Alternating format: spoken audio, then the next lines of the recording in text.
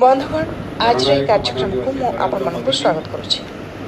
जून 9, 2024 स्वाधीन भारतर राजनैतिक इतिहास एक महत्वपूर्ण दिन। यह दिन देशर सबुठार लोकप्रिय जननायक माननीय श्री नरेंद्र मोदी जी लगातार तृतीय थर पर देशर प्रधानमंत्री भाव शपथ ग्रहण करते और गतकाली मोदी जी द्वारा नेतृत्वाधीन सरकार सफलतार सहित 11 वर्ष पूरा करने सहित तृतीय पाळीर प्रथम वार्षिकी पूरण करथिला।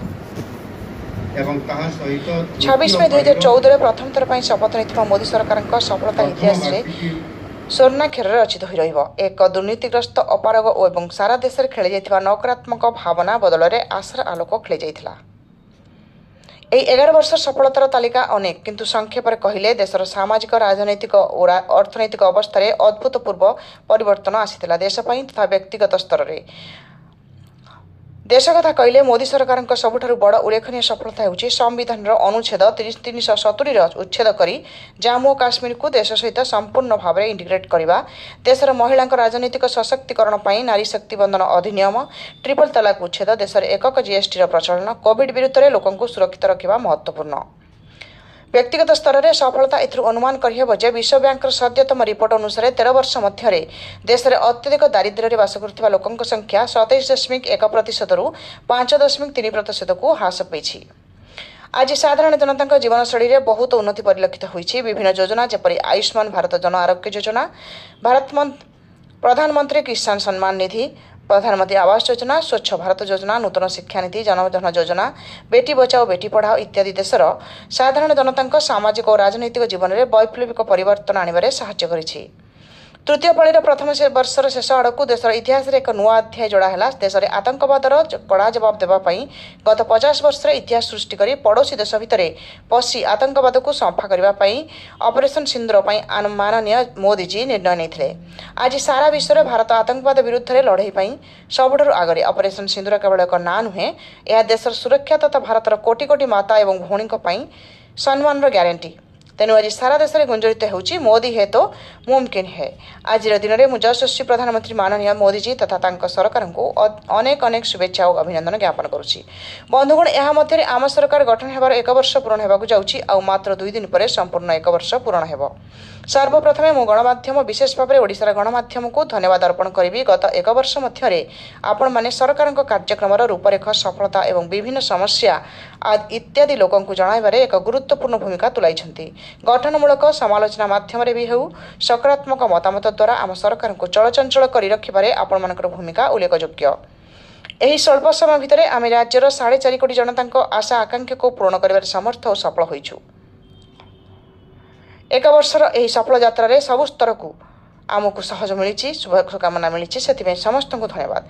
महाप्रभु श्री जगन्नाथ आशीर्वाद आमर सबू प्रमुख प्रतिश्रुति को आम पूरण कर आमर प्रत्येक कार्यक्रम पछरे यशस्वी प्रधानमंत्री नरेंद्र मोदी जी मार्गदर्शन रही। आमर सबू उद्यम से आम पाखक आसी प्रेरणा आमर सब कार्यक्रम सफलतार शीर्ष में पहुंची। आगामी 20 तारिख में से 6ठ थर पर ओडिशा आसवे और ओडिशावासी सेवा करने आमको प्रेरणा देवे।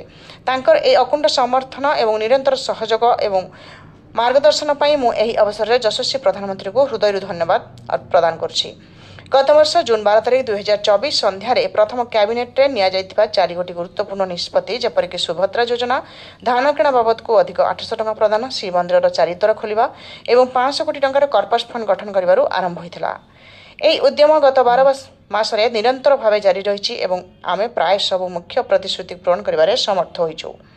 महिला सशक्तिकरण दिगरे 17 लाख लखपति दीदी सृष्टि कर भारत वर्ष में प्रथम होगा। कृषि क्षेत्र में समृद्ध कृषि योजना सहित रेकर्ड 37,838 कोटी टंकार प्रावधान, शिक्षा क्षेत्र में गोदावरी मिश्र आदर्श विद्यालय प्रतिष्ठा तथा नूतन शिक्षा नीति को लागू करने एवं एथिरे शिशु वाटिका को लागू करने, स्वास्थ्य क्षेत्र में आयुष्मान भारत योजना को लागू करने, भित्तिभूमि रेकर्ड 65,102 कोटी टंकार प्रावधान, जनजाति और अनुसूचित जाति कल्याण 68,881 कोटी टंका प्रावधान आम सरकार नीति और नियत को दर्शाଉଛି।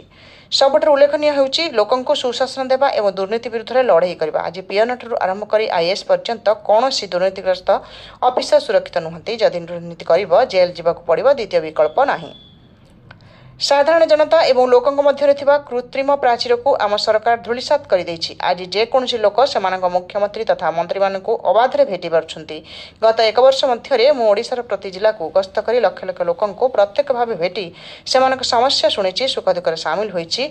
आज तृतीय महला लोकंक दुआर मुह को जाउछि। यह हेउछि आम सुशासन एक नूतन दिग। आम प्रथम कैबिनेट प्रमाणित करिछु जे जनसेवा 24 वर्ष शासन आवश्यक नहीं, 24 मिनिट रे भी अनेक किछि करियब। इच्छा शक्ति थिबा दरकार। माननीय प्रधानमंत्री का मंत्र सबका साथ, सबका विकास, सबका विश्वास और सबका प्रयास को पाथ्य कर 4 गोटी जाति जेपरिक गरीब, अन्नदाता, युवा एवं महिला आम निरंतर कार्य करूँ। 2026 सुधा आम राज्यर 90% लोकंकु पाइप जगह पानी जल जोगाई देवाई उद्यम आरंभ करिछु। एसहित 5 लाख लोकंकु अंत्योदय गृह जोगाई देबो। एक वर्ष मध्य सरकारी स्तर में प्राय 28,000 नियुक्ति देछु। चलित वर्ष आहरी 40,000 नियुक्ति देबो। भित्तिभूमि क्षेत्र में रेल, जातीय पथ एवं विमान सेवा सबुथ उन्नति आसी। 2036 सुधा निश्चित भाव ओडिशा देशर सर्वश्रेष्ठ 5 गोटी राज्य स्थान पाइब एवं आम ओडिशा को एक 500 नियुत अमेरिकीय डॉलर अर्थनीति रे परिणत करिवु। 2036 सुधा ओडिशा हेबा समृद्ध ओडिशा एवं 2047 सुधा माननीय मोदी जी परिकल्पित विकसित भारत गढ़िबारे एक महत्वपूर्ण भूमिका ग्रहण करिवो। ओडिशा जेपरि सबु राज्य मानक पई आदर्श हेबो सेति आमे परिश्रम करि चलिचु। गुड गवर्नेंस रे ओडिशा एवं सारा देश रे एक मॉडल। गोटे वर्ष रे आमे अनेक सफलता पाइचु। वर्ष एक सफलता अनेक। समस्त को धन्यवाद। समृद्ध ओडिशा रु रजत महापात्र रिपोर्ट।